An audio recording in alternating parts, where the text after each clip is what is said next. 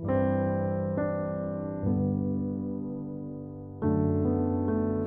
hari ini, mari kita siapkan hati kita menyembah Tuhan, kita tinggikan nama Tuhan, kita berikan kemuliaan kepada Tuhan dari hati kita. Kita bersyukur kepada Tuhan.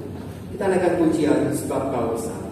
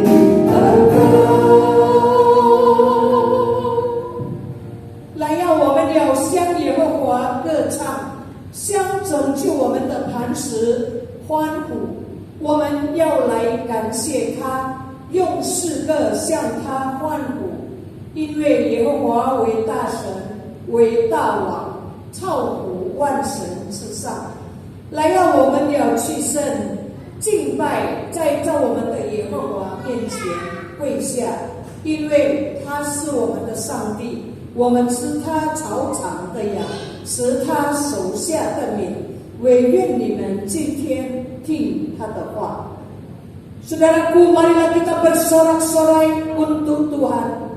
Bersorak-sorak bagi gunung batu keselamatan kita. Biarlah kita menghadap wajahnya dengan nyanyian syukur, bersorak-sorak baginya dengan nyanyian mazmur. Sebab Tuhan adalah Allah yang besar dan Raja yang besar mengatasi segala Allah. Marilah kita sujud menyembah, berlutut di hadapan Tuhan yang telah menjadikan kita. Sebab Dialah Allah kita, dan kitalah umat gembalaannya, dan kawanan domba tuntunan tangannya. Pada hari ini, sekiranya kamu sekalian mendengar akan suaranya. Kebaktian sore ini kami alaskan di dalam nama Allah Bapa, Allah Anak, dan Allah Roh Kudus. Kiranya Allah Tritunggal memberkati saudara sekalian dalam ibadah sore ini. Haleluya, amin. Kami memuji.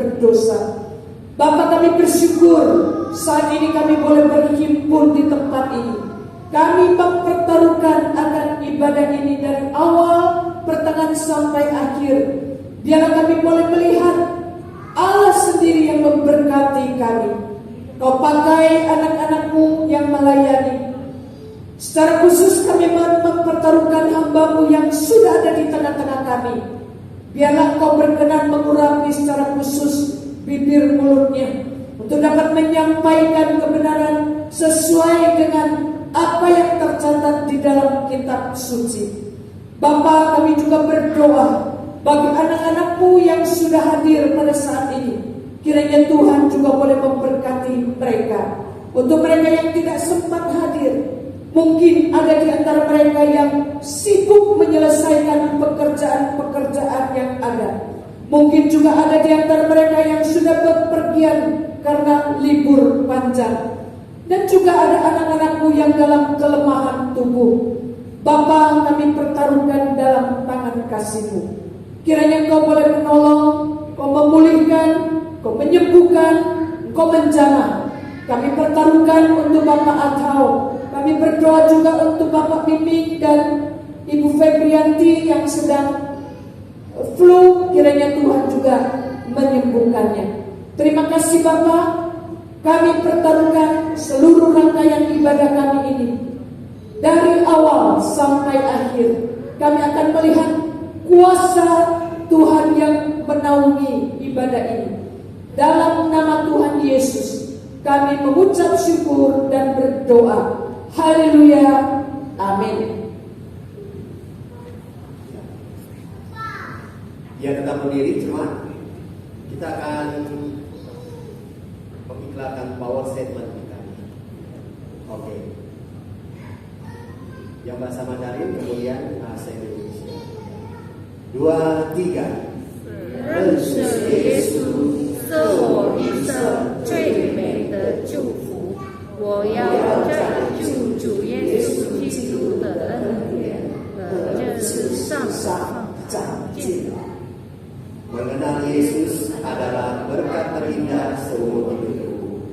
Aku mau bertumbuh dalam kasih karunia dan dalam pengenalan akan Tuhan, Juru Selamat kita, Yesus Kristus. Amin.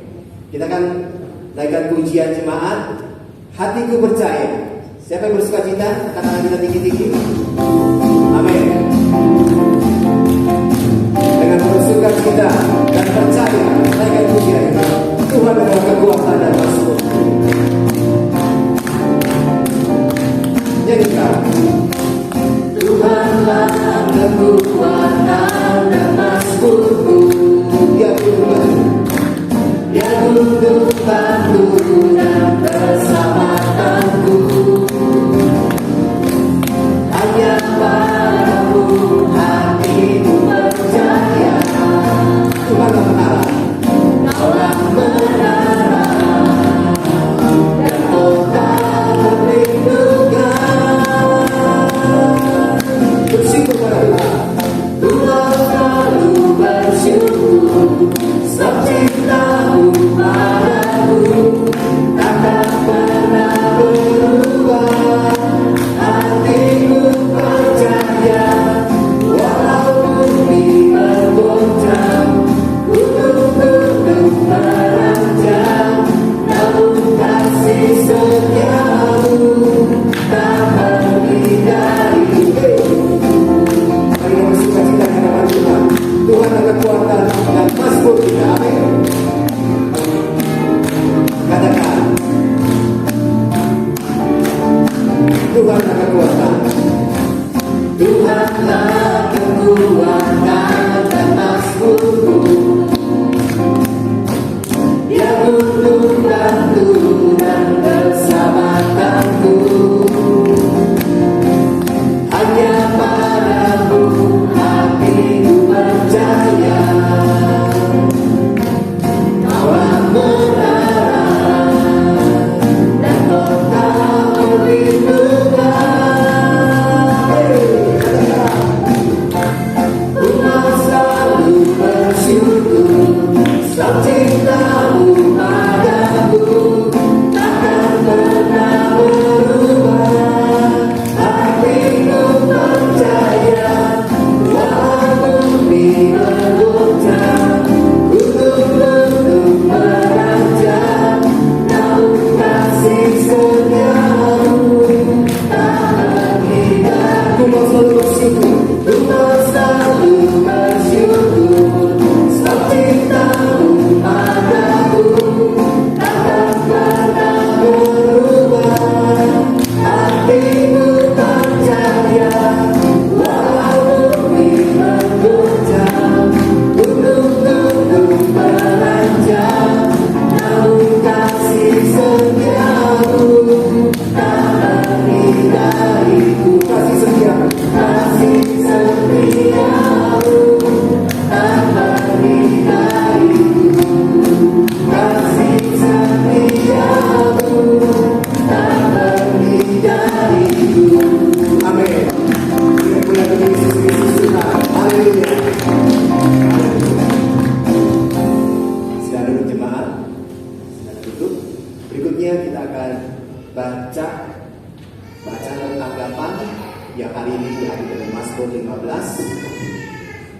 Mari kita buka Alkitab kita, Mazmur 15. Ya.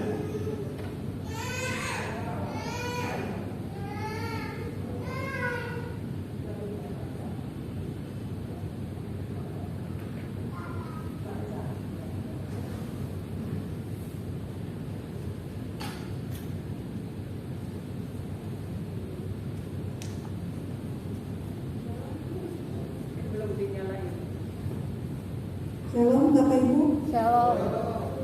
Pembacaan Alkitab hari ini diambil dari Mazmur 15. Mazmur 15 ayat 1 sampai 5.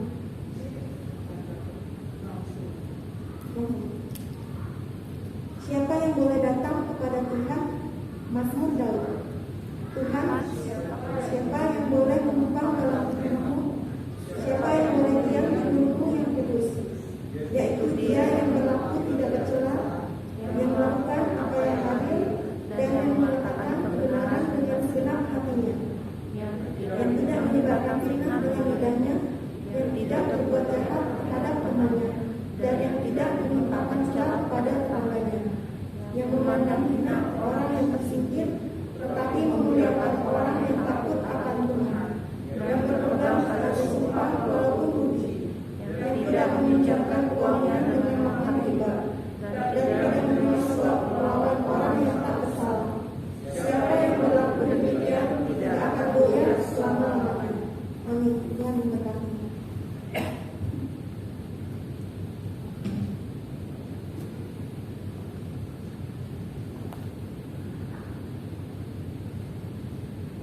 Ya, kita persiapkan hati kita akan mendengarkan firman Tuhan yang akan disampaikan oleh Guru Injil Rudi. Sudah lama tidak hadir Pak Ibu, terlebih karena COVID 2 tahun, plus 2 tahun. Tapi kita bersyukur kepada Tuhan, saudara Tuhan telah mengutus Guru Injil Rudi untuk memberikan firman Tuhan. Tuh, saudara, di akhir-akhir ini kita banyak melihat satu keajaiban. Amin. Orang yang dulunya bukan siapa-siapa tiba-tiba heboh gitu. Jadi ajaib. Mungkin kita sering mencari keajaiban dalam hidup kita. Apa yang kita cari? Orang dunia juga sama mencari satu keajaiban untuk hidup kita. Tetapi kita bersyukur kepada Tuhan. Kita punya Tuhan Yesus yang bukan hanya ajaib, tetapi yang tidak mereka punya, yaitu berkuasa. Amin. Ajaib Tuhan harus ditambah dengan penuh kuasa, yaitu hanya ada di dalam Yesus Kristus.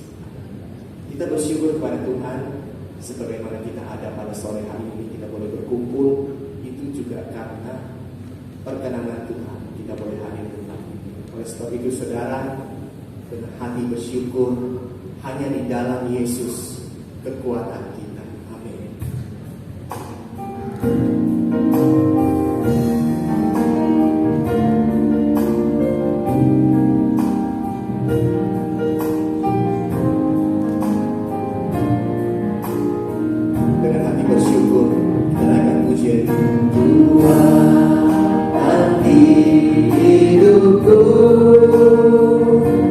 Ku dapat dalam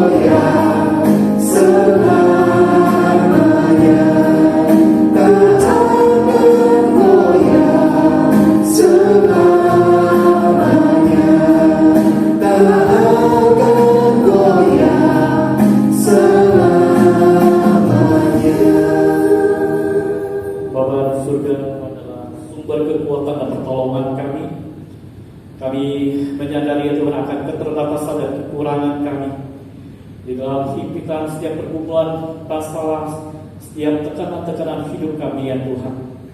Memberi pengertian kepada kami betapa lemahnya kami. Tetapi firman-Mu selalu mengingatkan kami punya Allah Immanuel yang selalu beserta kami, karena sumber pertolongan dan kekuatan kami. Oleh sebab itu ya Tuhan, hanya berharap kepada Engkau saja kami mendapatkan kekuatan. Hanya berharap kepada Engkau saja Tuhan kami mendapatkan pertolongan. Dan bahkan lebih daripada itu kami mendapatkan jalan keluar dan kami dijadikan pemenang. Pada hari ini ya Tuhan, kami mau belajar firman-Mu.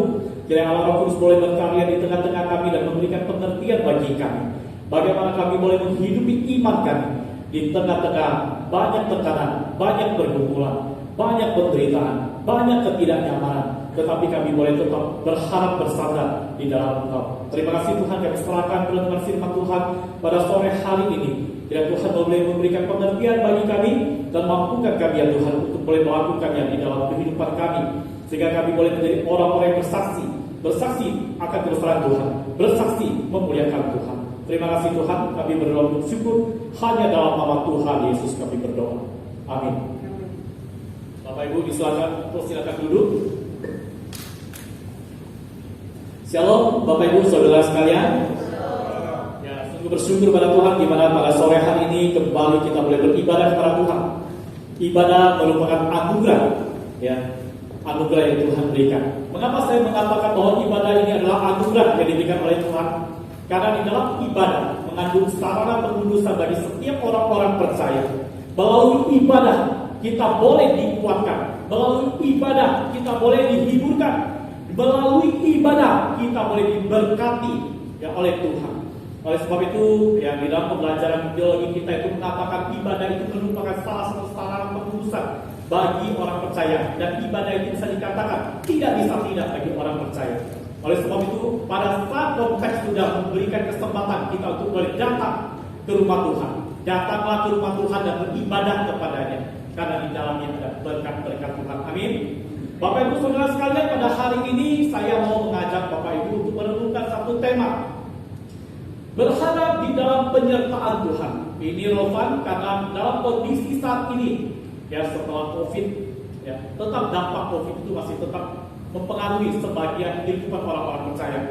Tetapi berharap di dalam penyertaan Tuhan itu mau kita pelajari. Bagaimana sih kita sebagai orang-orang percaya itu bisa hidup berharap kepada Tuhan. Perenungan firman Tuhan pada hari ini kita ambil dari Mazmur 130 ayat 1 sampai 8.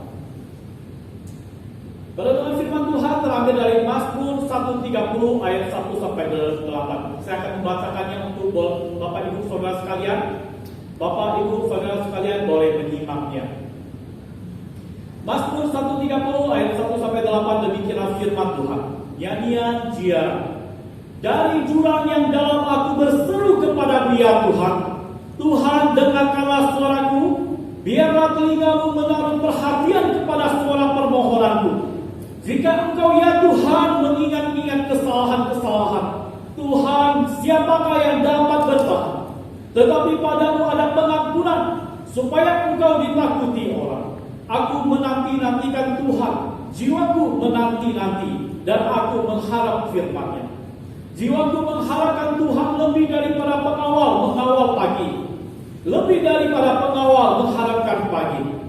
Berharaplah kepada Tuhan, hai Israel, sebab pada Tuhan ada kasih setia, dan Ia banyak kali mengadakan pembebasan. Dialah yang akan membebaskan Israel dari segala kesalahannya. Berbahagialah orang yang membaca, merenungkan, melakukan, serta memberitakan firman Tuhan di dalam kehidupannya. Pemberitaan firman Tuhan melalui kesaksian dan penginjilan itu menjadi tanggung jawab iman setiap orang percaya. Dimanapun kita berada dan dimana ada kesempatan, harusnya kita bersaksi bahwa Allah kita Allah yang hidup, yang telah memberikan anugerah keselamatan bagi kita. Allah yang telah memberkati kita kemarin pada saat kita menghadapi banyak tantangan, dan sampai hari ini Allah kita Allah setia. Bukankah hal-hal itu yang harus kita saksikan kepada setiap orang-orang yang mungkin belum mengenal Tuhan?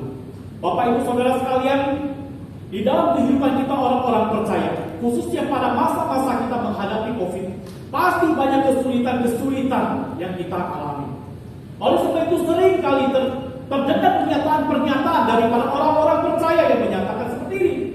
Mengikut Yesus itu tidak mudah. Mengikut Yesus itu penuh dengan penderitaan.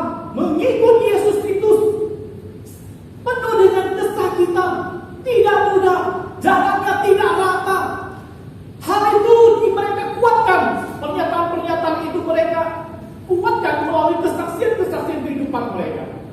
Seperti apa yang disaksikan oleh seorang pribadi yang pernah saya dengar kesaksiannya di sebuah gereja. Namanya saya sampaikan, saya ceritakan kesaksiannya. Ya, pribadi ini namanya Pak Joko, nama samaran. Pak Joko ini adalah seorang pengusaha yang lumayan sukses. Dan dia adalah seorang yang sangat taat di dalam agama tradisi. Dia menyembah dewa-dewa dan dia begitu tekun. Ya. Pada suatu hari ada seorang temannya orang Kristen mengajaknya untuk pergi ke gereja. Orang Kristen itu berkata kepadanya, ikutlah saya pergi ke gereja. Tuhan Yesus itu baik. Tuhan Yesus itu memberkati kami semua. Dia itu penuh kasih. Pak Joko mendengar hal itu begitu tertarik. Dan pada saat itu dia mengikuti temannya untuk pergi ke gereja. Dan pada saat mengikuti ibadah itu dia mendengarkan khotbah bagaimana Tuhan Yesus itu mati di atas kayu salib bagi orang-orang berdosa, termasuk jemaat-jemaat yang duduk di dalam bangku gereja itu. Ya, Tuhan Yesus telah memberikan satu kehidupan yang baru, bahkan memberikan janji-janji kepada umat yang mengikutinya. Pada saat mendengarkan khotbah itu, Pak Joko sangat diberkati. Dia merasa, tidak ada Tuhan yang seperti itu. Dewa-dewa saya sembah, yang saya sembah mempersembahkan segala sesuatu yang baik kepada yang takut dia marah. Kalau misalnya saya tidak persembahkan, maka dihukum sama dia. Dan hari ini saya mendengar ada Tuhan yang seperti ini. Tuhan yang menjaga, memberkati umat-umatnya. Pada saat itu Pak Joko merasa tergerak hatinya untuk percaya dengan Tuhan yang seperti itu. Dan dalam perjalanannya waktu akhirnya Pak Joko memutuskan untuk percaya kepada Tuhan Yesus. Wah, dia dibaptis. Setelah 1 tahun berlalu, Bapak Ibu Saudara sekalian, dia belajar akan firman Tuhan. Bagaimana Allah yang penuh kuasa itu mampu memberkati anak-anaknya, memberkati jemaatnya, dan banyak hal yang baik yang telah dia dengar. Dan hal itu bukan hanya dia dengarkan dari firman Tuhan yang diberitakan, tetapi dia mengalaminya. Karena selama 1 tahun pada saat dia mengikut Tuhan, dia diberkati oleh Tuhan. Usahanya berkembang dengan cepat. Dia buka cabang, beberapa cabang yang baru. Dia begitu bersyukur. Dia benar mengalami Tuhan. Dia mengatakan, bersaksi kepada temannya, benar loh. Andaikan 10 tahun yang lalu saya ikut kamu pergi ke gereja, pasti usaha saya sudah banyak di mana-mana. Wah, Tuhan kita itu luar biasa ya. Dia memberikan kesaksian yang demikian karena dia mengalami Tuhan luar biasa melalui berkat-berkatnya. Tetapi dalam berjalannya waktu, masuk tahun kedua Bapak Ibu Saudara sekalian, terjadilah krisis pada masa itu. Dan krisis itu mempengaruhi kehidupannya, mempengaruhi usaha-usahanya. Pada saat itu Pak Joko bingung. Kemarin firman Tuhan bilang, saya akan diberkati. Hari ini kok terjadi hal kondisi seperti ini? Dia begitu marah dan dia berseru kepada Tuhan. Tuhan, mana janjimu? Katanya Kau akan memberkati kami orang-orang benar. Saya sudah memberikan totalitas hidup saya. Saya percaya kepada Kau, memberikan persembahan perpuluhan dan segalanya. Tuhan, kenapa sekarang terjadi seperti ini? Di mana Engkau? Apakah Engkau meninggalkan kami? Pak Joko begitu marah dan mengumpat-umpat Tuhan. Dan pada hari itu untung saja ada 2 anaknya yang ikut percaya sama dia. Kedua anaknya itu berkata kepadanya, Papa, apakah Engkau hanya menerima sesuatu yang baik daripada Tuhan, tetapi yang tidak itu tidak mau terima? Firman mengatakan bahwa Allah akan memberkati kita, bukan berbicara tentang berkat-berkat materi saja. Pada saat itu Pak Joko begitu tertegur oleh firman itu yang disampaikan oleh kedua anaknya, dan akhirnya dia merasa benar juga. Saya tidak bisa hanya menerima yang baik dari Tuhan, tetapi tidak menerima yang tidak nyaman yang diizinkan oleh Tuhan. Dan pada saat itu Bapak Ibu Saudara sekalian, Pak Joko berupaya untuk berusaha lagi. Tuhan bukakan jalan baginya, akhirnya usahanya singkat cerita maju lagi. Akhirnya Pak Joko tidak lagi mengumpat kepada Tuhan, tetapi dia bersyukur akan proses yang Tuhan izinkan. di dalam kehidupannya. Bahwa segala sesuatu yang buruk yang terjadi di dalam kehidupan mendatangkan suatu pengalaman spiritual. Bagaimana di dalam masa-masa sulitnya Tuhan memberikan jalan keluar baginya. Bapak Ibu Saudara sekalian, di dalam kehidupan kita orang-orang percaya, kita menemukan banyak orang yang akhirnya pada saat mengalami kesulitan mereka tidak lagi mengandalkan Tuhan. Mereka teriak-teriak, mereka mengumpat-ngumpat Tuhan, sesudah itu dia meninggalkan Tuhan. Kenapa hal itu terjadi? Mereka menagih janjinya Tuhan. Mengapa itu terjadi? Karena pada saat kehidupan mereka tidak mempunyai relasi yang dekat sama Tuhan. Pada saat mereka mengalami kondisi sulit, mereka tidak mengandalkan Tuhan, tetapi mengandalkan pikiran mereka, rasio mereka mengandalkan kehebatan mereka, bahkan mereka seringkali mengandalkan orang lain untuk menolong mereka. Hal itulah yang membuat mereka gagal. Kenapa? Karena firman Tuhan mengatakan kepada kita, memang pada saat kita mengikut Tuhan, tidak ada yang mudah. Pikulah sekalipun, pasti ada penderitaan yang kita akan alami. Tetapi dalam firman Tuhan berjanji kepada kita, Allah kita tidak akan pernah meninggalkan kita. Allah kita akan selalu bersama kita. Intinya kita mengikuti Dia. Tapi seringkali kita menemukan orang-orang percaya tidak mengingat apa yang diajarkan oleh firman Tuhan itu.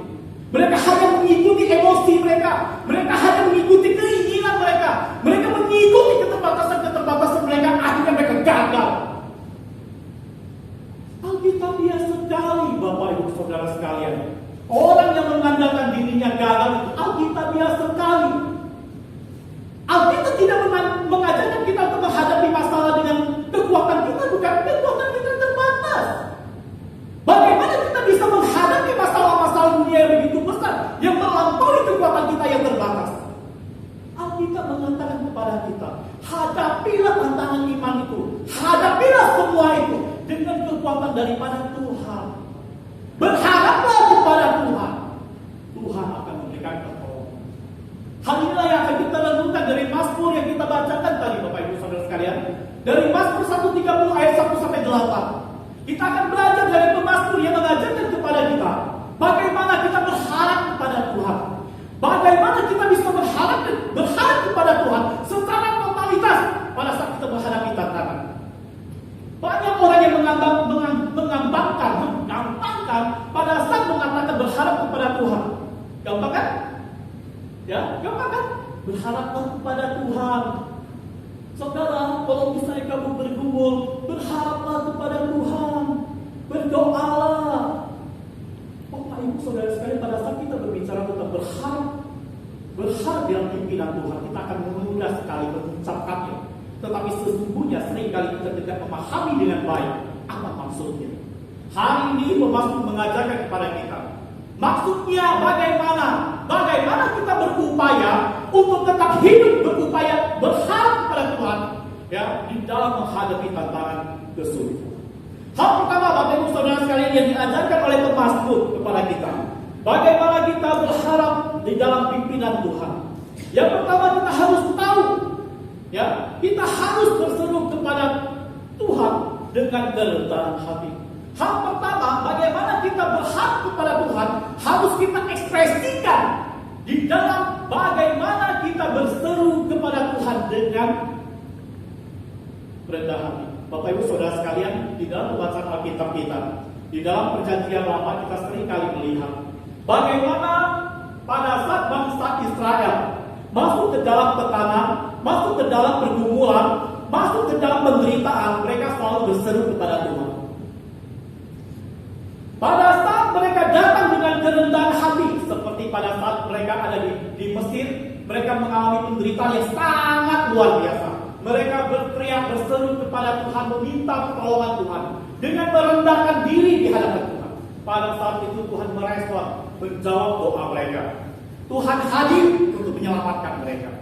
Tetapi ada narasi-narasi yang kita temukan pada saat bangsa Israel berseru kepada Tuhan, Tuhan menghukum mereka. Kenapa? Rupanya pada saat mereka berseru kepada Tuhan, mereka bukan berseru dengan kerendahan hati mereka, tetapi berseru dengan keserongkakan mereka. Mereka berseru kepada Tuhan, mereka menyalahkan Tuhan. Tuhan, di mana janjimu? Engkau berjanji kepada nenek moyangku, engkau akan memberkati kami. Pada hari kami masuk dalam penderitaan, di manakah engkau? Tuhan, engkau berjanji akan menutup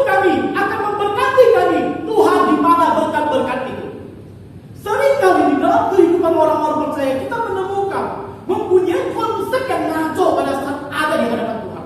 Pada saat kita berseru kepada Tuhan, kita tidak berseru dengan kerendahan hati kita, tetapi kita berseru di dalam kecongkakan kita. Seakan-akan Tuhan harus menjawab apa yang kita inginkan. Kita tidak menunjukkan kerendahan hati kita di hadapan Tuhan. Bapak, Ibu, Saudara sekalian, Pemasmur mengingatkan kepada kita, siapakah kita di hadapan Tuhan? Ya, di ayat 1 dia mengatakan seperti ini. Dari jurang yang paling dalam aku berseru kepadamu, ya Tuhan. Siapakah pemazmur ini? Pemazmur ini adalah seorang raja, seorang yang besar, seorang yang terkemuka, orang kenal dia. Siapakah Daud? Daud adalah raja. Dan dia adalah orang yang begitu takut akan Tuhan. Di dalam ayat ini dia mengatakan, dari jurang yang dalam aku berseru kepadamu, ya Tuhan. Di dalam pengalaman spiritualitasnya, Bapak Ibu Saudara sekalian bersama Tuhan, banyak pengalaman-pengalaman pahit yang pernah dia alami. Bukankah seperti itu? Kisah bersama Saul, bagaimana dia ingin dibunuh oleh Saul. Bukankah itu pahit? Bukankah itu mengecewakan? Pada saat itu harusnya dia bertanya kepada Tuhan, Tuhan, bukankah kau telah mengurapiku dan engkau berjanji akan menjadikan raja Israel? Tetapi di dalam kondisi-kondisi seperti itu dia mempertanyakan janji Tuhan, tetapi dia hanya menjalankan proses bersama Tuhan. Dan di dalam menjalani proses itu, Daud berkata, dia tidak akan berdosa di dalam perbuatan-perbuatannya, khususnya melakukan sesuatu terhadap Saul, padahal dia mampu.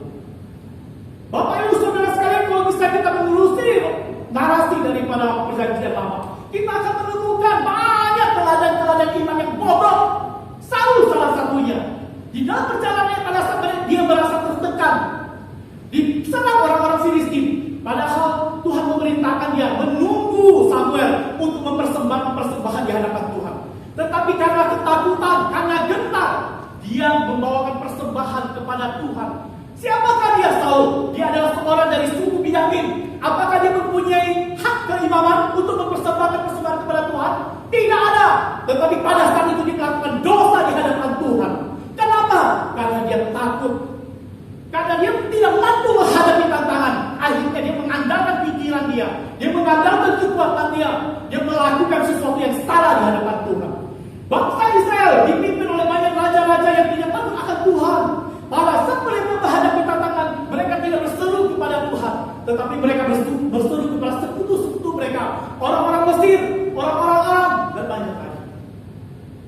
Hal itu mencerminkan, Bapak Ibu Saudara sekalian, di dalam kehidupan orang-orang percaya, di masa-masa yang tertentu, pada saat mereka tidak mengingat siapa Tuhan Allah mereka, mereka tidak akan mampu mengandalkannya. Siapakah Daud? Dia berkata di ayat kedua mengatakan demikian. Tuhan, dengarlah suaraku, biarlah telingamu menaruh perhatian.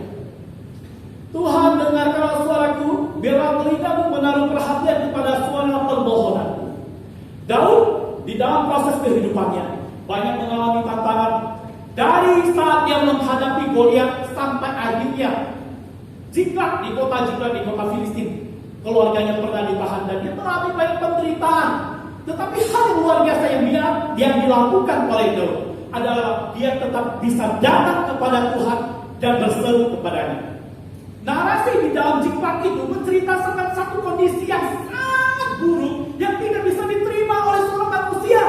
Bapak Ibu tahu, Ziklag itu adalah tempat kota di mana dia berada, tinggal bersama anak-anak buahnya beserta keluarganya. Suatu hari kota itu diserang oleh bangsa musuh mereka Amon. Ya, setelah itu orang-orang yang tinggal di dalamnya diangkut, ditahan, kota itu dibakar. Pada saat Daud pulang ke kota itu, ternyata semua sudah habis seperti itu. Dan dalam prosesnya, prajurit-prajuritnya berbalik ingin menghakimi Daud. Kenapa? Mereka menganggap bahwa apa yang terjadi di kota Ziklag itu adalah akibat daripada perbuatan Daud. Mereka menyalahkan Daud dan mereka ingin merajam Daud. Pada saat itu sebagai manusia, Bapak Ibu Saudara sekalian, mungkin saya pun tidak akan bisa terima. Bagaimana anak dan istri saya pun dibawa? Kenapa kalian menyalahkan saya? Mungkin di situ saya menjadi seperti Daud, mencabut pedang saya dan bacok-bacokan sama anak buahnya. Tetapi Daud tidak melakukan itu, Bapak Ibu Saudara sekalian. Pada saat dia mengalami kondisi yang begitu buruk, dia tetap datang berseru kepada Tuhan. Dia tidak mencari yang lain. Di dalam kesulitan yang begitu buruk, Daud hanya datang berseru kepada Tuhan. Tuhan, dengarkanlah suaraku, biarlah telingamu menaruh perhatian kepada suara permohonanku. Permohonanku dalam bahasa Ibrani-nya itu berbicara tentang permohonan pertolongan. Seperti sebuah kota yang meminta pertolongan daripada sekutu. Sekutu yang diharapkan memberikan kemenangan atau pembelaan kepadanya. Seperti itulah Daud meminta kepada Tuhan. Tuhan, tolonglah aku, belalah aku. Dalam kondisi yang begitu buruk, seorang Daud bisa meminta kepada Tuhan untuk menolongnya karena dia tahu bahwa Tuhan adalah sumber pertolongannya. Kenapa Daud bisa melakukan hal itu, Bapak Ibu Saudara sekalian? Karena di dalam kehidupannya kita melihat sepanjang narasi daripada Daud menceritakan bahwa dia adalah orang yang takut akan Tuhan. Dia mempunyai pengalaman-pengalaman yang banyak di dalam pertolongan Tuhan, sehingga dia tidak pernah ragu bahwa Tuhan mampu menolong.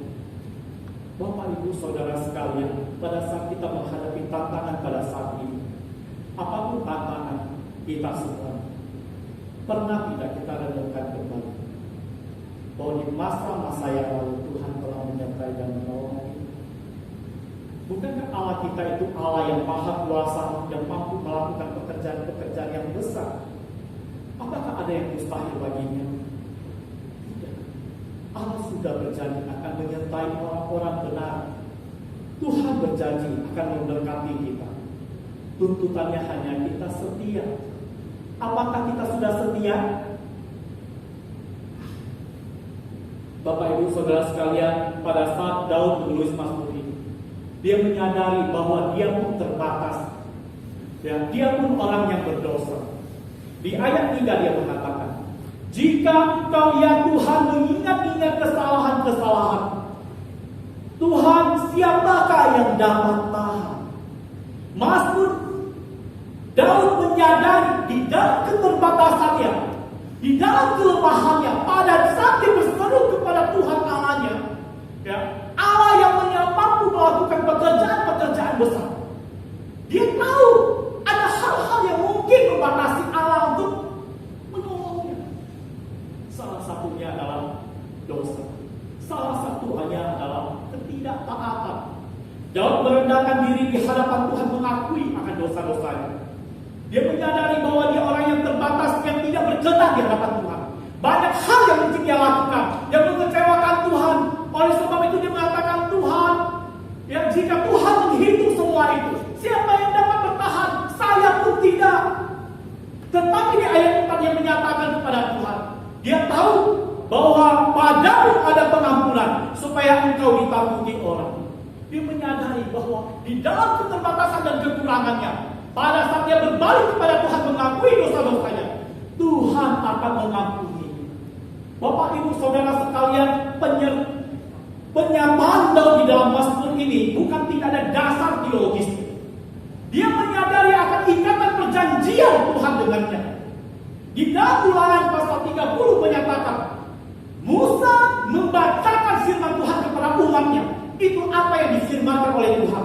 Jika engkau tidak taat kepadaku, engkau akan kuserakan. Engkau akan kuserakan ke ujung bumi. Tetapi pada saat engkau berbalik kepadaku, engkau akan kukumpulkan di kota di mana namaku berada. Jadi di dalam konsep teologis dia Daud ini, dia menyadari pertobatan, menyadari akan dosa, pengakuan di hadapan Tuhan. Itu merupakan sebuah pertobatan yang harus berbalik kepada Tuhan. Itu baru mendapatkan pengampunan. Hal ini sudah diberitakan dari sejak dulu-dulunya. Di masa Nehemia juga hal ini diberitakan. Pada saat bangsa Israel dibuang ke Babel, ke Asyur, Nehemia ada di Asyur pada masa itu. Dia adalah seorang juru minum. Juru minum itu adalah orang yang dekat sama raja. Bapak Ibu Saudara sekalian, dia minum anggur, mengetes itu ada racunnya atau tidak. Jadi dia mempunyai relasi dekat dengan raja. Pada saat hari itu, di pembukaan kitab Nehemia, pada saat saudara-saudaranya datang dari Yerusalem, Dia bertanya kepada saudaranya bernama Hanani. Hanani, apa kabar saudara-saudara kita? Pada saat itu Hanani mengatakan, bangsa-bangsa kita, saudara-saudara sebangsa kita mengalami celaka. Mereka telah dipermalukan. Tembok di Yerusalem telah terbakar dan temboknya terbuka. Ya, hal itu menunjukkan satu penghinaan bahwa Israel telah hancur. Pada saat dia mendengarkan kondisi bangsanya, kondisi bangsa Israel, begitu sedihnya dia. Nehemia berpuasa, dia menaburkan abu di atas kepalanya, menunjukkan kerendahan hatinya di hadapan Tuhan. Lalu dia berseru kepada Tuhan, Tuhan, bangsa nenek moyangku beserta keluargaku berdosa kepadamu. Lalu dia mengingat apa yang disampaikan Allah kepada Musa. Ya, pada saat umatnya berubah tidak setia, Tuhan akan menghukum mereka. Tetapi pada saat bangsa itu berbalik menyembah kepada Allah, dia memegang janji Tuhan, Tuhan akan memberkati mereka. Pada saat kita menelusuri narasi daripada Nehemia, kita menemukan penyertaan Tuhan yang sempurna. Pada saat bangsa itu merendahkan hati di hadapan Tuhan, Tuhan memberkati mereka. Nehemia diutus untuk membangun tembok Yerusalem kembali, dan secara sosial Allah memakai Nehemia untuk mentransformasi sosial saat itu. Bapak Ibu Saudara sekalian, pada saat kita berbicara, kita berseru kepada Tuhan. Ingat siapalah kita. Banyak hal yang bisa membatasi kita, termasuk dosa, yang sehingga membatasi relasi kita dengan Tuhan. Pada saat kita berdoa kepada Tuhan, ingatlah apa yang kita naikkan kepada Tuhan. Janganlah kita bertanya-tanya yang akan janji-janji Tuhan. Bukankah kita mengenal Tuhan Allah kita dengan baik? Bahwa Allah kita Allah yang tidak pernah ingkar janji dan akan menggenapi janjinya. Dan selalu kita katakan iya dan amin. Firman-Nya itu akan tergenapi seluruh waktu dan kehendaknya. Kita selalu katakan amin. Tetapi pada saat kita mengalami kondisi-kondisi sulit, kenapa kita bertanya akan janji-janji Tuhan? Apakah hal itu menunjukkan bahwa kita sungguh-sungguh mengenal Tuhan Allah kita dengan baik? Bapak Ibu Saudara sekalian, pada saat kita mempertanyakan akan perancangan Tuhan di dalam kehidupan kita, pada saat kita mempertanyakan akan janji-janji Tuhan yang belum tergenapi di dalam kehidupan kita, hal itu menunjukkan tidak etis. Bukan haknya kita, manusia-manusia terbatas, bertanya kepada Allah yang tidak terbatas itu. Dengan satu kesadaran bahwa Allah akan menggenapi semua rancangannya dari Alfa dan Omega. Pada saat kita mempertanyakan janji-janjinya itu tidak etis. Harusnya hal yang kita pertanyakan kepada Tuhan pada saat kita mengaitkan doa-doa kita. Dengan kerendahan hati kita bertanya kepada Tuhan, Tuhan, apa yang harus saya lakukan? Tuhan, apa yang harus saya lakukan sesuai dengan kehendak-Mu? Bapak Ibu Saudara sekalian, seringkali hal-hal ini kita lupakan. Pada saat kita berdoa dengan cara yang sangat emosional. Kita berseru kepada Tuhan dengan keinginan-keinginan dan hasratnya kita. Kita lupa akan siapakah kita di hadapan Tuhan. Pemazmur seorang raja yang besar mengajar kepada kita bagaimana kita harus berharap kepada Tuhan.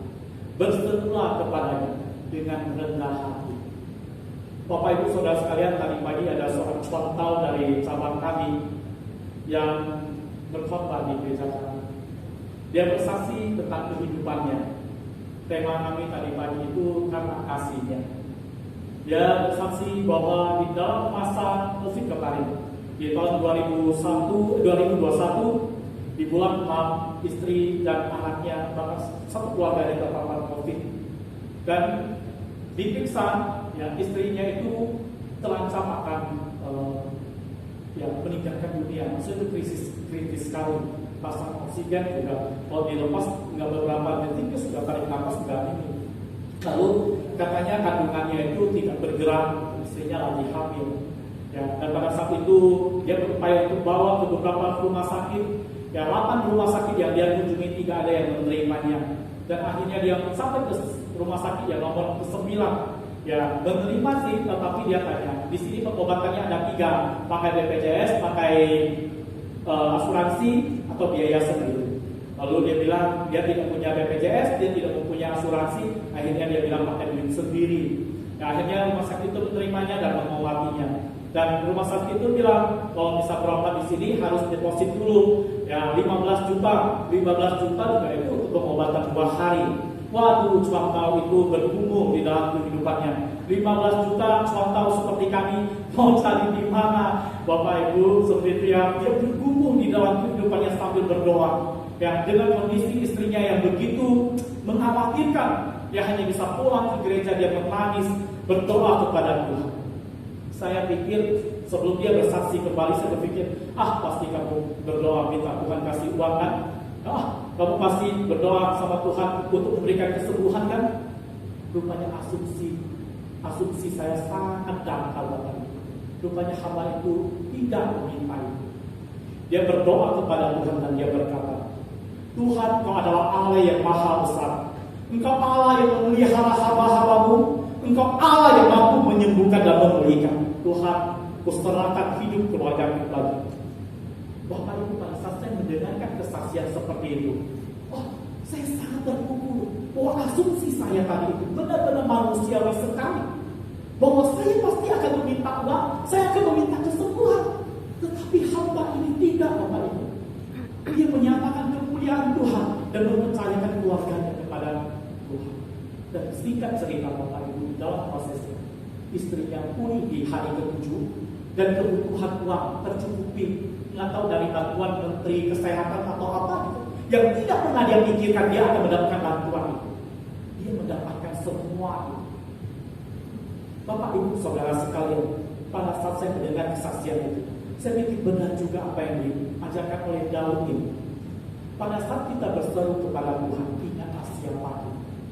Rendahkanlah hati di hadapan Tuhan dan minta, sampaikanlah kepada-Nya bahwa Dia adalah Allah yang mampu menolong dan memberikan solusi dalam kehidupan kita.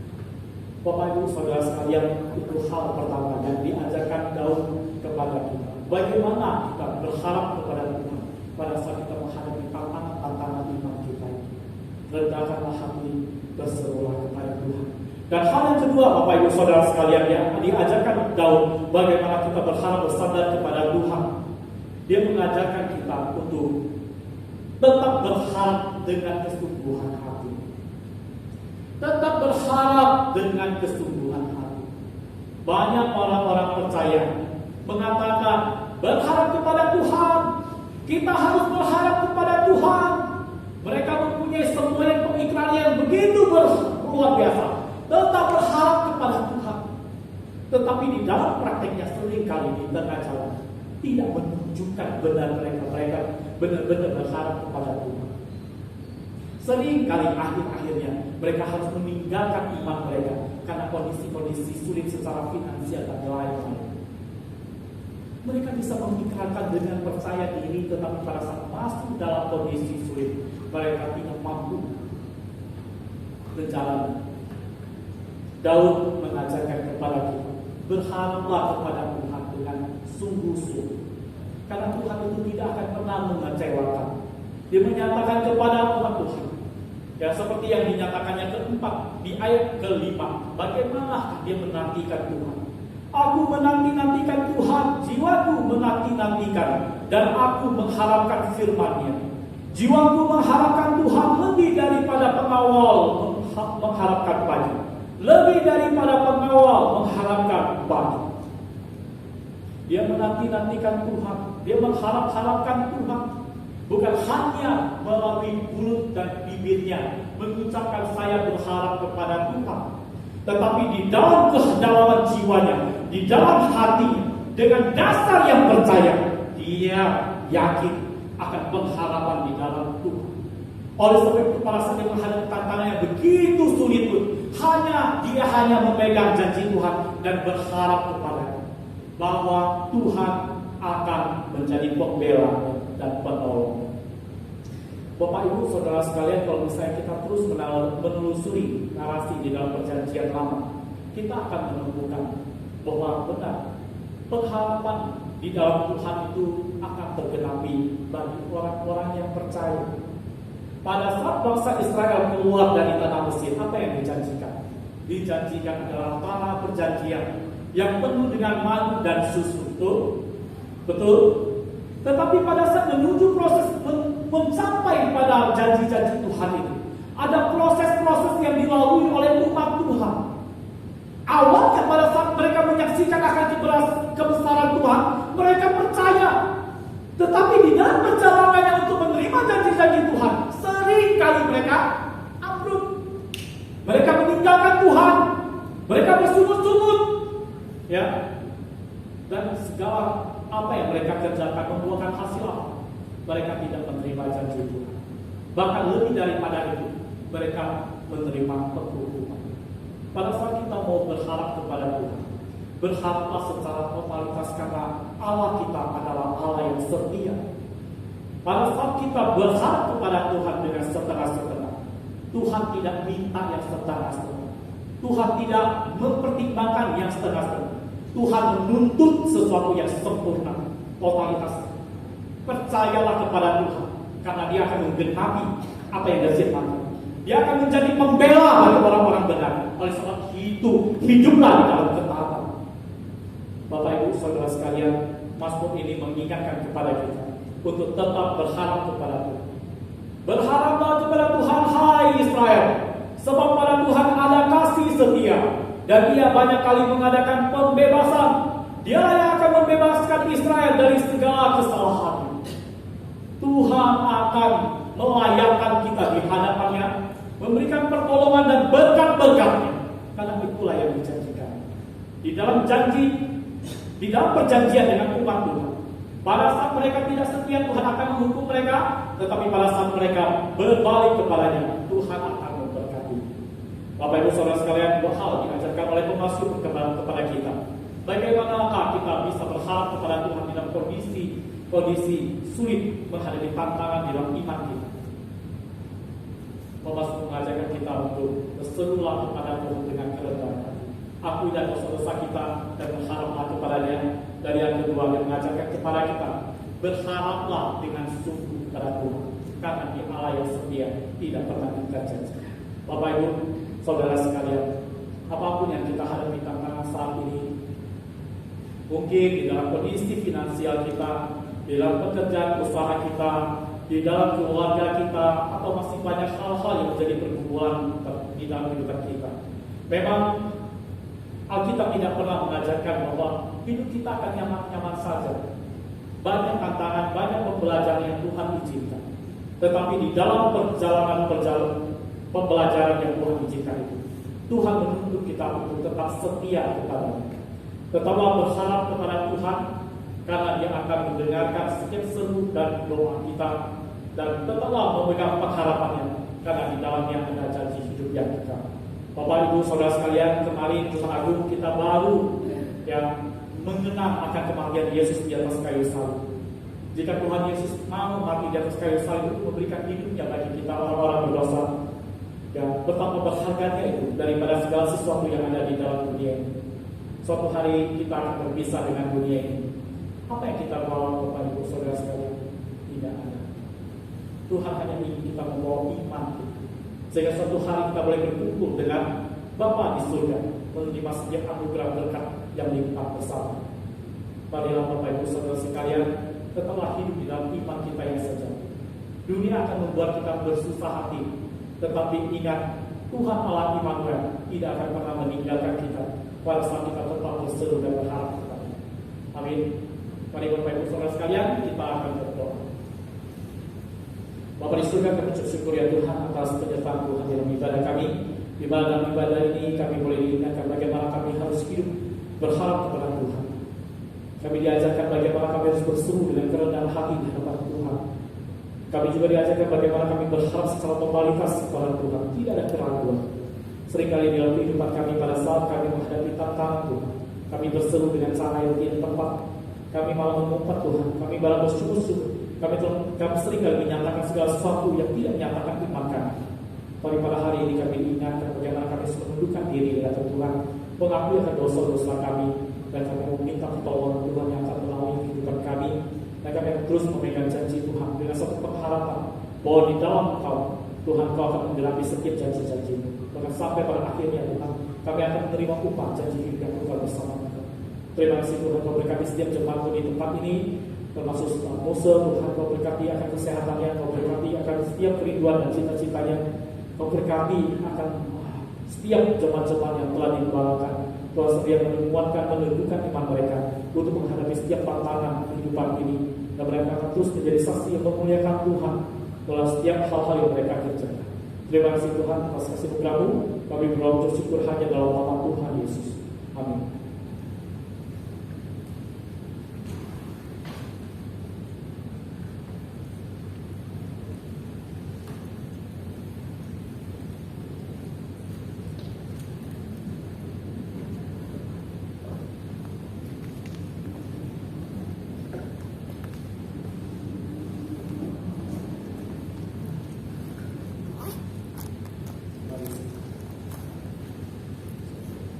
Mari Bapak Ibu, sebelum kita memberikan persembahan, mari kita bangkit berdiri. Kita akan melakukan pengakuan iman rasuli yang akan dibawa pada bahasa Inggris. Pengakuan iman rasuli. Aku percaya kepada Allah, Bapa yang Maha Kuasa, Khalik langit dan bumi, dan kepada Yesus Kristus, Anaknya yang tunggal Tuhan kita, yang dikandung daripada Roh Kudus, lahir dari anak darah Maria, yang menderita sengsara di bawah pemerintahan Pontius Pilatus, disalibkan, mati dan dikuburkan, turun ke dalam kerajaan maut. Pada hari yang ketiga, bangkit pula dari antara orang mati, naik ke surga, duduk di sebelah kanan Allah, Bapa yang Maha Kuasa, dan dari sana Dia akan datang untuk menghakimi orang yang hidup dan yang mati. Aku percaya kepada Roh Kudus, gereja yang kudus dan am, persekutuan orang kudus, pengampunan dosa, kebangkitan orang mati, dan hidup yang kekal. Amin. Ya, kita akan memberikan persembahan. Kita akan naikkan pujian Hatiku Percaya. Tugas persembahan dipersiapkan.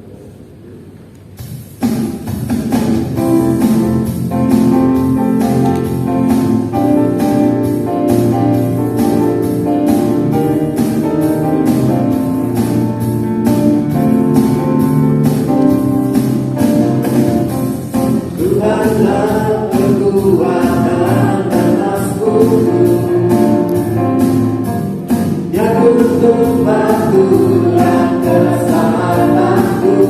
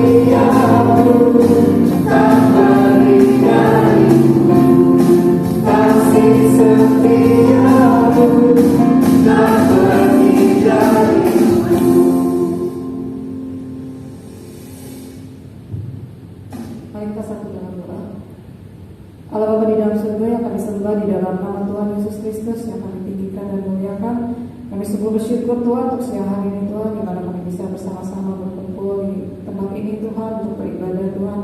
Hanya berkati setiap ujian kami, firman kami berkenan menyenangkan hati-Mu Tuhan, dan juga untuk firman yang telah disampaikan oleh hamba-Mu Tuhan, kiranya bisa menjadi rema bagi kami dan bisa menjadi pelaku firman-Mu Tuhan. Juga berkati hamba-Mu Jonathan Rudi Tuhan untuk pelayanannya, berkati lebih lagi untuk setiap pergumulan dan kerinduannya dan masa depannya bisa mendatangkan kasih-Mu Tuhan. Bapak, kami juga mempersembahkan persembahan yang dikumpulkan ini Tuhan, berkati kiranya dipakai untuk pekerjaan-Mu di gereja ini Tuhan, dan juga berkati tangan-tangan yang memberi Tuhan, hanya kami percaya Tuhan Kau akan mencukupkan setiap kebutuhan kami Tuhan. Terima kasih Bapa, kami menaikkan doa siapkan kami Tuhan, dan yang layakan kami Tuhan. Bapak, kami mau berdoa Tuhan untuk gereja-Mu di GPHK. Kami bersyukur GPHK bisa ada sampai saat ini Tuhan, dan berdoa untuk masa depannya Tuhan, dan terus bisa menjadi berkat Tuhan untuk kemuliaan nama-Mu ya Bapak.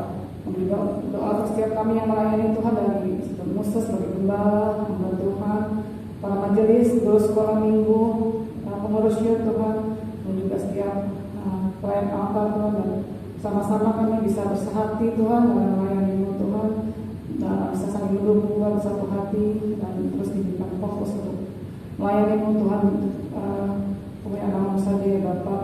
Kami juga berdoa untuk setiap jemaat-Mu Tuhan, dari GPHK Tuhan, dari yang lansia, juga lemah tubuhnya yang sakit Tuhan, yang tidak bisa datang bersama-sama beribadah di tempat ini Tuhan. Kiranya Kau tetap menyertai Tuhan, memberkati mereka, memberikan kekuatan, penghiburan, sukacita dalam masa tua mereka Tuhan. Kami menjadi berkat Tuhan, tetap sendiri berdoa dan mereka Tuhan. Berkati juga untuk keluarganya Tuhan, kami tetap menjaga dan melihara mereka Tuhan. Terima kasih Tuhan. Kami juga berdoa untuk mereka yang bergumul akan masalah keuangan, pekerjaan Tuhan, kiranya terus diberikan iman, tetap berharap kepada-Mu Tuhan, kiranya Kau bukakan jalan bagi mereka Tuhan. Terima kasih Bapa. Kami juga berdoa untuk anak-anak Tuhan, dari yang balita, SD, SMP, SMA, dan kuliah Tuhan, kiranya Kau berkati Tuhan. Dari kecil sudah mengenal Engkau Tuhan, bisa tetap setia, sungguh-sungguh mengenal Engkau dan taat padamu Tuhan, dan juga bisa menjadi berkat di rumah atau di sekolah ya Bapak. Terima kasih Tuhan. Kami juga berdoa Tuhan untuk setiap jemaat yang sudah lama tidak hadir Tuhan, untuk bangun kosong yang ada Tuhan, dan mereka bisa kembali Tuhan, datang Tuhan, dengan penuh kerinduan untuk beribadah Tuhan, untuk terus memiliki kerinduan untuk bersama-sama kembali beribadah Tuhan. Terima kasih Bapak. Kami juga berdoa akan untuk bangsa dan negara Indonesia ini Tuhan, di tengah kondisi yang saat ini Tuhan, untuk di dalam hari raya Tuhan yang ada Tuhan, dan situasi ekonomi yang begitu gonjang-ganjing Tuhan, karena Kau tetap memberikan belas kasihan untuk Indonesia ini Tuhan, jika pada pemerintah Tuhan, dari Presiden, Jokowi dan para kabinet jajarannya Tuhan, untuk memberikan kebijakan-kebijakan yang terbaik untuk masyarakatnya Tuhan, untuk ekonomi, untuk stabilitas ekonomi, sosial dan politiknya Tuhan, tetap memberikan kesejahteraan bagi masyarakat dan untuk menjadi aman kondisinya dan kondusif Tuhan, yang belas kasih untuk Indonesia ini Tuhan. Terima kasih Bapak. Berdoa untuk kondisi di dunia ini Tuhan yang ada, kiranya perang yang terjadi Tuhan membawa efek yang sangat luar biasa pada negara-negara lain Tuhan, kiranya segala sesuatunya Tuhan ini bisa terbaik Tuhan, bisa perang ini bisa dihentikan, bisa kembali seperti kondisi ini, dunia ini bisa kembali seperti nama Tuhan, sesuai dengan kehendak-Mu yang terbaik Tuhan bagi masa kita sebagai seluruh dunia ini Tuhan. Terima kasih Bapak. Kami serahkan doa yang tidak sempurna ini dalam tangan kasih-Mu, yang kudus yang menerima doa kami ini, dan juga kami tutup doa ini dengan doa Bapa kami. Bapa kami di surga, dikuduskanlah nama-Mu, datanglah kerajaan-Mu, jadilah kehendak-Mu di bumi seperti di surga. Berikanlah kami pada hari ini makanan kami yang secukupnya, dan ampunilah kami akan kesalahan kami, seperti kami juga mengampuni orang yang bersalah kepada kami. Dan janganlah membawa kami ke dalam pencobaan, tetapi lepaskanlah kami daripada yang jahat. Karena Engkau yang punya kerajaan dan kuasa dan kemuliaan sampai selama-lamanya. Amin. Ya, silakan Jemaat, kita akan mulai ibadah kita.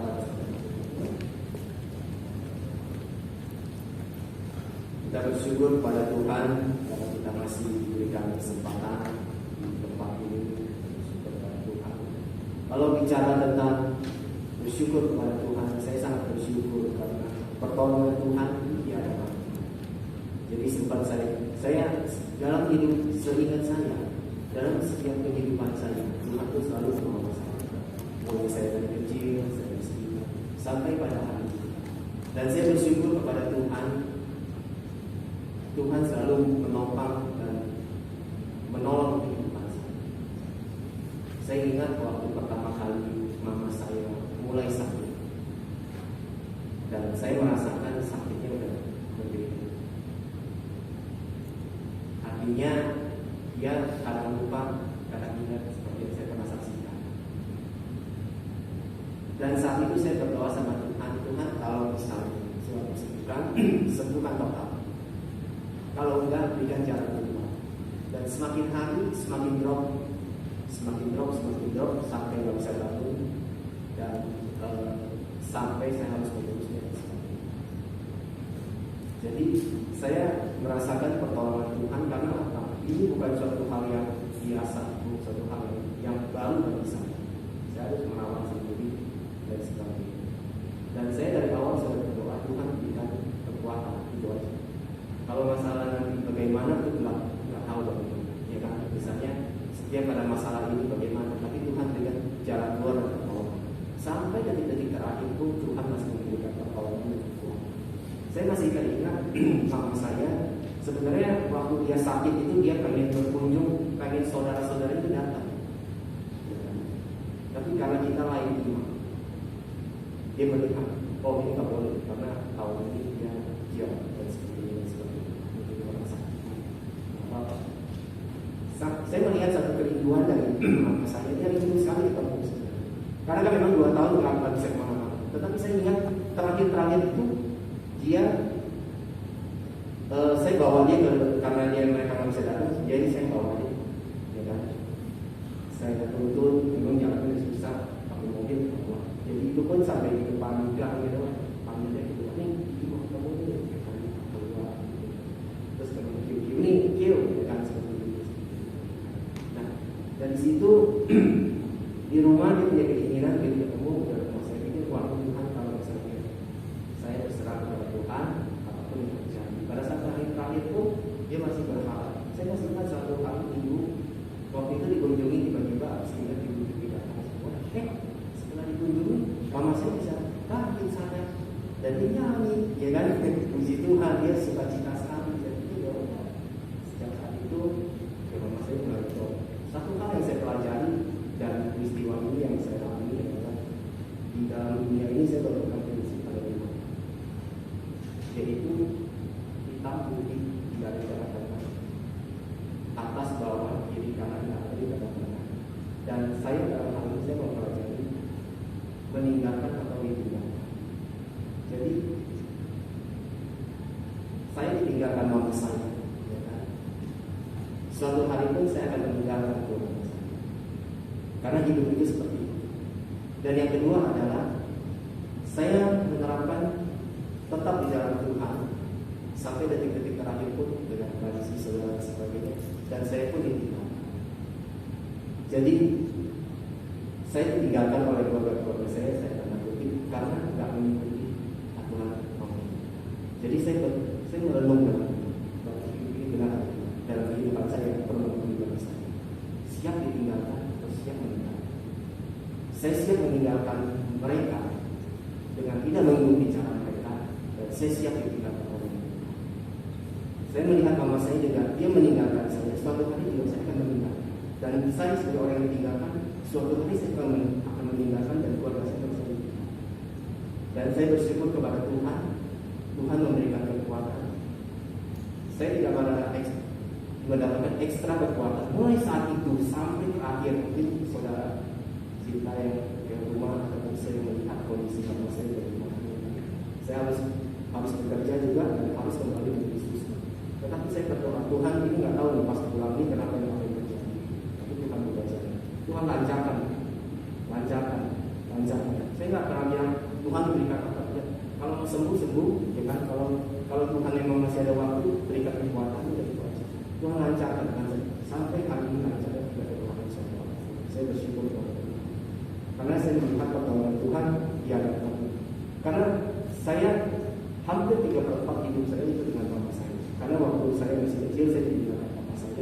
Jadi saya bukan merasa kehilangan orang tua, tetapi tidak.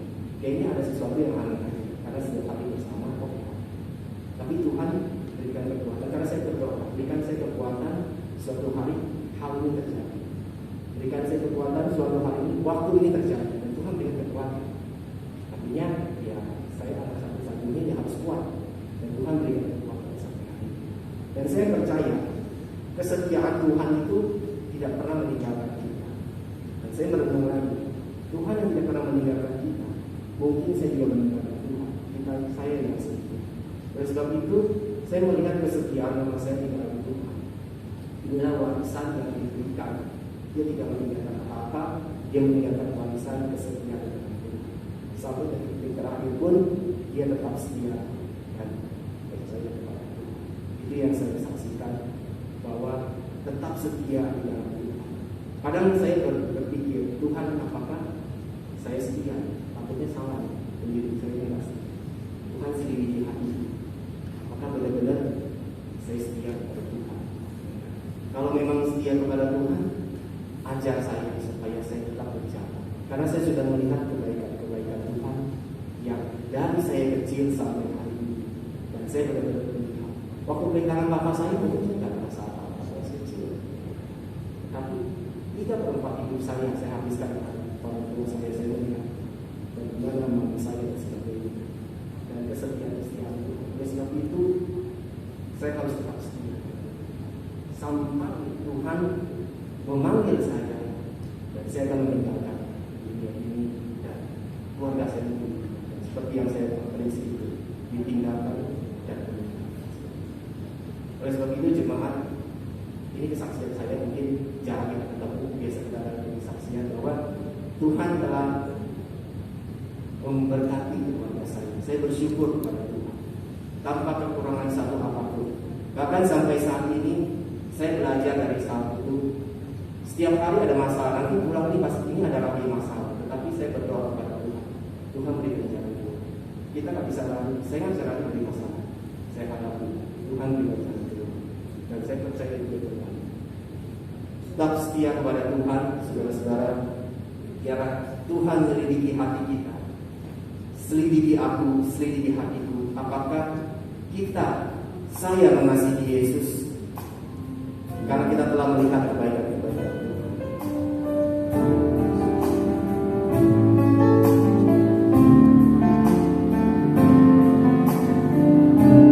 Selidiki aku ya. Selidiki aku, lihat hatiku. Apakah aku sungguh mengasihi Yesus?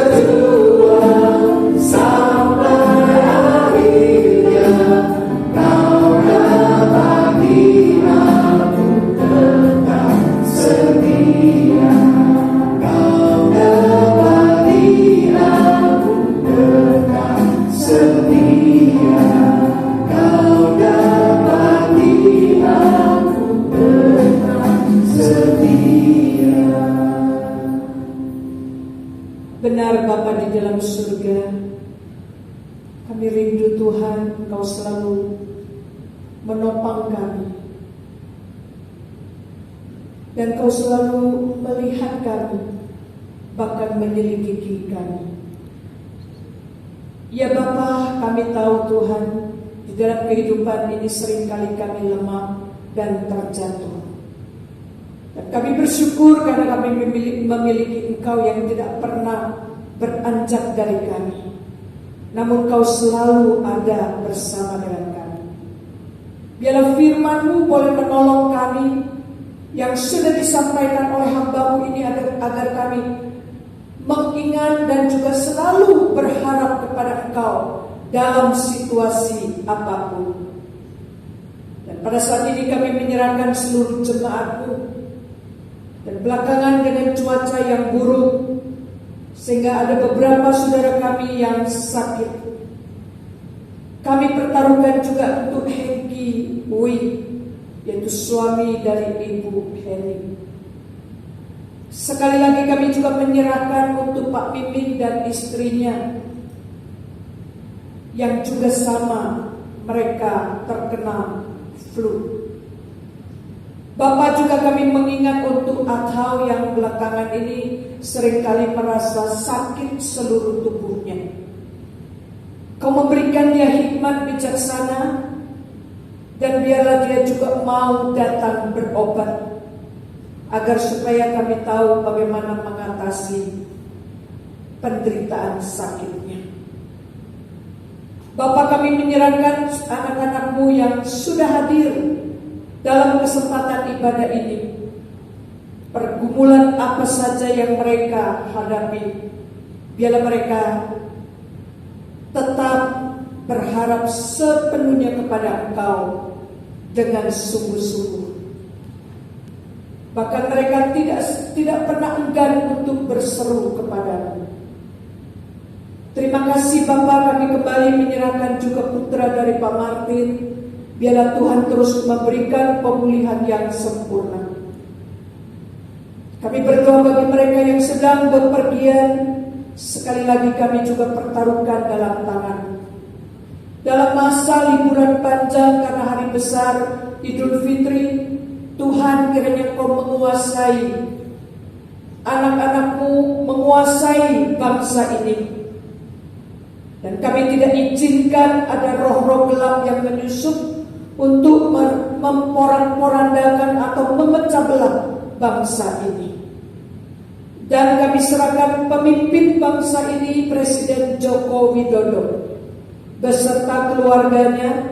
Kiranya Tuhan selalu mengirim malaikat-Mu untuk melindungi, menjaga, dan memakai mereka, karena mereka mempunyai komitmen untuk memberikan keadilan bagi seluruh rakyat Indonesia. Dan Tuhan pakai dan Tuhan berkati. Kami juga berdoa Tuhan bagi anak-anak-Mu yang juga bepergian untuk kesempatan liburan panjang ini. Kiranya Tuhan juga boleh menopang mereka, menjaga, melindungi mereka. Terima kasih Bapa di dalam surga. Kami tetap menyerahkan dan mempertaruhkan bangsa ini ke dalam tangan-Mu. Jangan biarkan kelompok-kelompok radikal dan juga mereka yang hanya mencari kepentingan bagi kelompok atau pribadinya. Tuhan Kau tolong.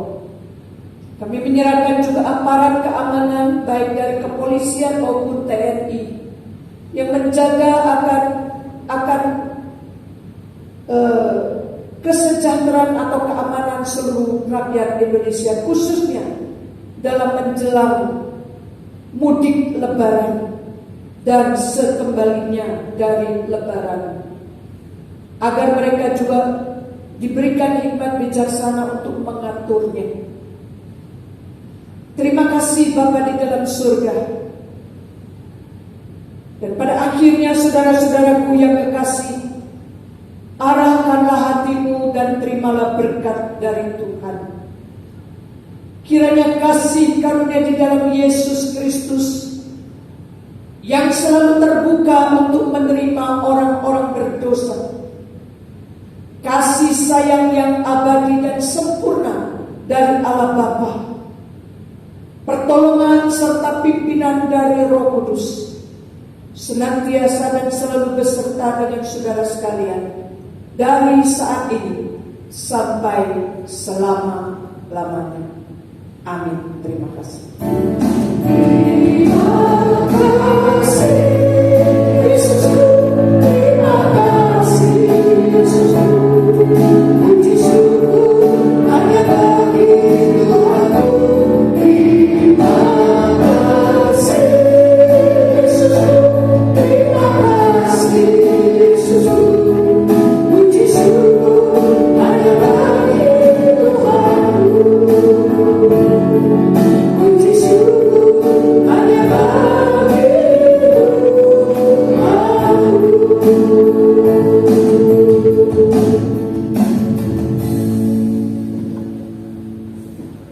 ya, terima kasih untuk yang melayani Bapak Lukas, Dike, Fermi, dan Heng. Bapak Ibu, sudah menjelang liburan ya. Saya baru sadar tadi ada yang ngomong minggu depan itu malam takbiran ya. Jadi ada yang pulang kampung ya, ada mungkin juga yang sulit keluar dari rumah. Saya nggak tahu apa yang dipikirkan. Kalau menurut Bapak Ibu yang hadir pada saat ini, minggu depan lebih baik ada di kebaktian sini atau online? Onsite atau online? Yang setuju online, coba hancurkan tangan.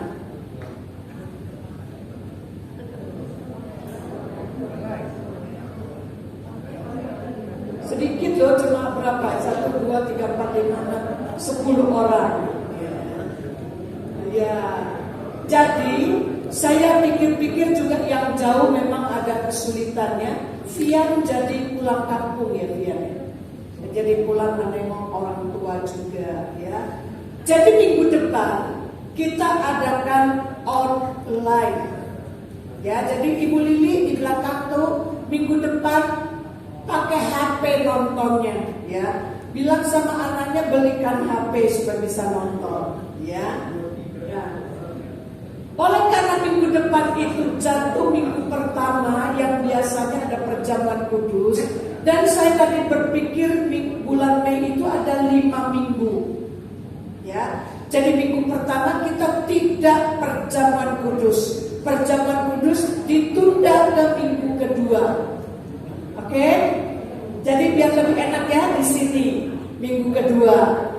Lalu untuk yang tadinya saya umumkan bahwa peneguhan dan pemberkatan nikah di minggu kedua untuk Pak Anyan dan juga Ibu Diana, lalu Athau dan Vipin ya, yang akan menerima peneguhan pernikahannya supaya mendapatkan sertifikat nikah untuk mengurus surat-surat yang diperlukan, akan diadakan pada minggu yang keempat. Ya, ditunda aja karena minggu kedua itu selain ada perjamuan kudus juga ada hari ibu. Ya mungkin sekolah minggu sudah ada siap acara mungkin ya supaya nggak terlalu panjang. Nah, minggu ketiga saya rencana ke Pontianak. Jadi mungkin ada jemaat yang, aduh saya kepengen juga ke Pontianak. Boleh aja, nggak apa-apa, asal siap ya, kita nginep 1 malam di hotel ya. Kalau namanya di hotel ya perlu duit ya. Tiket nggak tahu sekarang berapa ya, kurang lebih hampir biasa lah. Karena itu ulang tahun di Wajok, dan saya harus bawa gitar seperti ini nih gitarnya. Kalau saya sendiri saya nggak mungkin bawa itu gitar, nggak sanggup saya gendong gitar. Tapi kalau ada yang mau ikut pasti ada ya, bisa dibawa. Karena itu harus masuk di cabinnya, nggak bisa masuk ke bagasi. Lalu minggu ke-5 kan ada 5 minggu nih. Minggu pertama online, 4 minggu berikutnya nggak ada apa-apa onsite ya di gereja. Tapi minggu kedua itu hari ibu dan perjamuan kudus. Minggu ketiga itu karena saya ke Pontianak, ya biasa ibadah. Minggu keempat itu ada pemberkatan nikah bagi keluarga Pak Anyan dengan Ibu Diana dan Akau dengan Vivin. Kenaikan Tuhan Minggu Yesus. kelima itu ada pentahbisan guru Injil Sinta ke jabatan pendeta muda. Itu sebabnya dicatat ya, jangan sampai nggak datang, harus datang. Ya, anak-anak muda harus boleh mengisi acara itu, nggak apa-apa. Ya, entah pujian, entah apa. Nah, jelas ya. Kenaikan Tuhan Yesus. Jadi minggu depan kebaktian di online. Perjamuan kudus di minggu kedua. Pintar sekali anak-anak. Oke. Ya seperti biasa kita tidak perlu salaman, tapi kita cukup sampai jumpa minggu yang akan datang.